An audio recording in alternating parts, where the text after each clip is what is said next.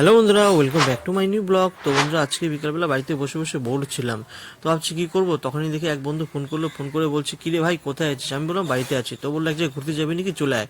তো নিচে গিয়ে দেখি অলরেডিও গাড়ি নিয়ে দাঁড়িয়ে আছে। আর এই দুই ঢামনাকে দেখে চিনতেই পারছো, এদেরকে অনেক আগে অনেক ব্লগেই দেখেছো হয়তো।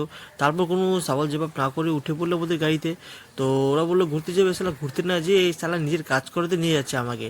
মানে ও এক বন্ধু আমার এখানে যে গাড়ি চালাচ্ছে, ও শালা কেবল অপারেটার। ও শালা আজকে পেমেন্ট পেয়েছে, পেমেন্ট যাচ্ছে ওই এটিএমে ঢোকানোর জন্য, তার জন্য আমাকে উঠিয়ে নিল।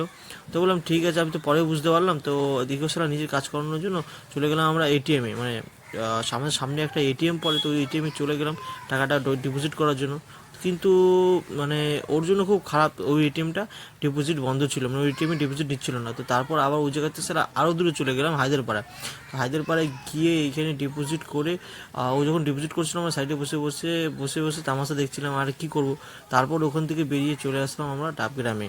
তো ডাবগ্রামে যেয়ে দেখি এখানে কিছু একটা হচ্ছিল, বাট কী কী হচ্ছিল সেটা তো আমরা বুঝতে পারিনি, সেটা অত ধ্যানও দিইনি। পরে দেখি খেলা হচ্ছিল। যাই হোক, খেলার জায়গা হয়ে থাক। আর ও বললো যে চল ডাবগ্রাম, তোদেরকে আমি স্যুপ খাওয়াবো। আমি বললাম ঠিক আছে চল। ও